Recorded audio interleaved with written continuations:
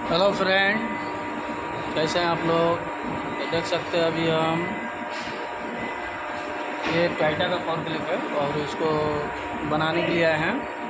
और देख सकते हैं इसका डिजिटल मीटर है सब यहाँ पे। ये डिजिटल सब स्विच है ऊपर नीचे करने के लिए, और ये गियर है आगे पीछे करने के लिए। आप देख सकते हैं मीटर में जब ये स्विच को इधर करेंगे तो ये वाला जो है ना गियर इधर उधर आ जाएगा, देख सकते हैं।